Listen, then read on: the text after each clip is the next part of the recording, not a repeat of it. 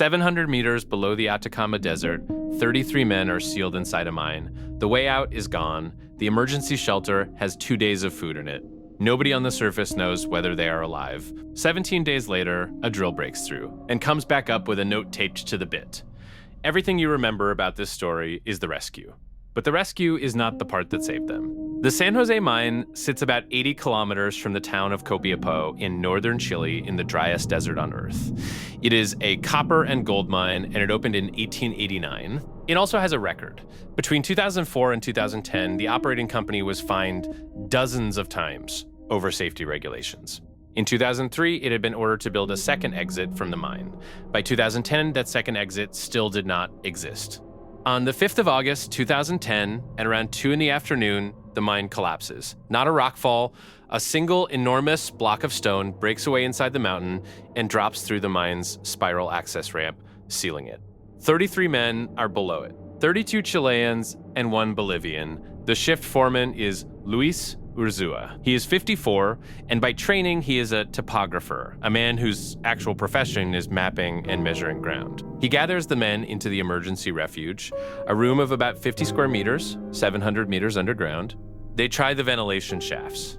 Safety codes require those shafts to have ladders. The ladders are not there, so they go back to the refuge and they take stock. The emergency food is intended to last 2 or 3 days. Understand the situation from inside. They cannot get out, they cannot signal, they do not know if anyone is drilling. They do not know if the company will pay for a search, or how long a search would take, or whether a search is even possible 700 meters down. The temperature in the tunnels sits somewhere around 35 degrees Celsius, with brutal humidity. And here is what Urzua does. He maps the space. He is, after all, a surveyor. He designates areas, a place to sleep, a place to work, a place for sanitation, kept well away from the rest. Beyond the small refuge, there are around 2 kilometers of accessible tunnel, and he organizes it. He splits the 33 men into 3 8-hour shifts so that the day still has a shape. He puts decisions to a vote. He said afterwards that with 33 men, 16 plus 1 was a majority, and that his approach was simply to tell them the truth and let them decide. And he rations the food. Every 48 hours, each man gets 2 spoonfuls of tuna, a sip of milk, a bite of cracker, and a small piece of tinned peach. That is 1 meal every other day for a grown man doing physical work in 35-degree heat. They dig for water with a backhoe and find groundwater. They siphon more out of the radiators of the machinery around them. They rig lighting from a truck battery. One of the men, Richard Villarol, was 26. With a child on the way he expected never to meet. He described it plainly afterwards. They got thinner and thinner, and they were waiting to die. Above ground, around 30 probes are being drilled into the mountain, hunting for a chamber the size of a small flat from 700 meters up. Drill holes wander. Most of them miss. On the 22nd of August, day 17, a probe comes back to the surface. Taped to the drill bit is a folded sheet of notebook paper written in red, Estamos bien en el refugio los 33. We are well in the shelter, the 33 of us. When rescuers had made contact, the miners still had food left. They had stretched 2 days of rations across 17, and they had not finished it. Being found is not the same as being rescued. Initial estimates for reaching them run to 3 or 4 months. Some officials talk about Christmas, so the Chilean government, with the state mining company coordinating, does something unusual. Instead of choosing the best rescue plan, it runs 3 at once. Plan A, a raised borer. Plan B, a down-the-hole hammer rig. Plan C, an oil drilling rig. 3 teams, 3 technologies, 3 holes, competing and cooperating simultaneously, so that if one fails, no time has been lost. When Plan B destroyed a drill bit down the hole, the other teams helped retrieve it. Meanwhile, the men are kept alive through narrow boreholes barely 15 centimeters wide, using tubes the rescuers call palomas, doves. Each one takes about an hour to descend.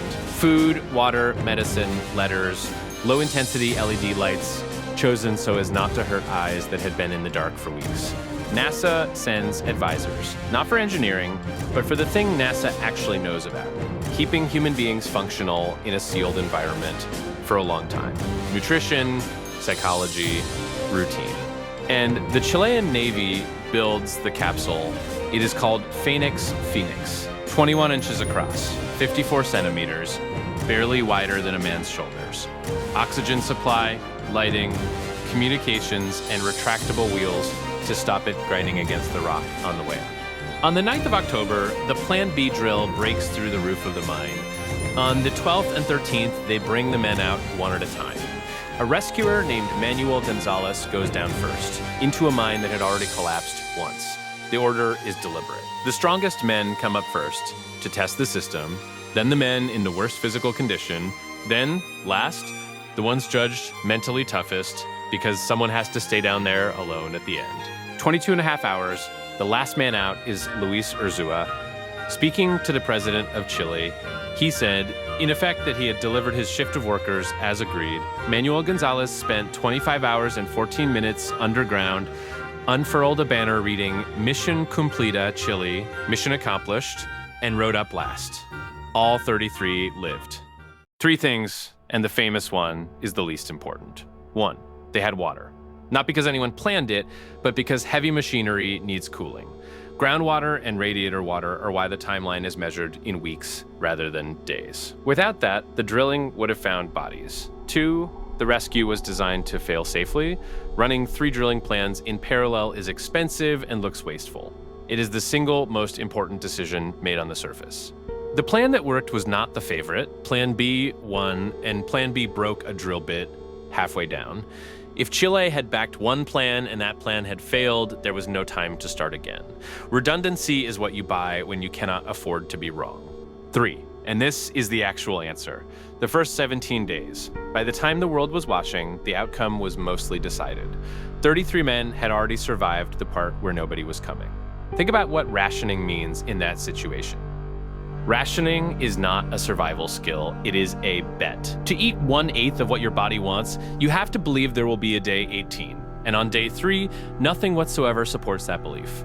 Urzúa's shifts, his map, his votes, his sanitation area, none of that was about food or air. It was about keeping 33 frightened men behaving like a crew instead of 33 individuals in the dark.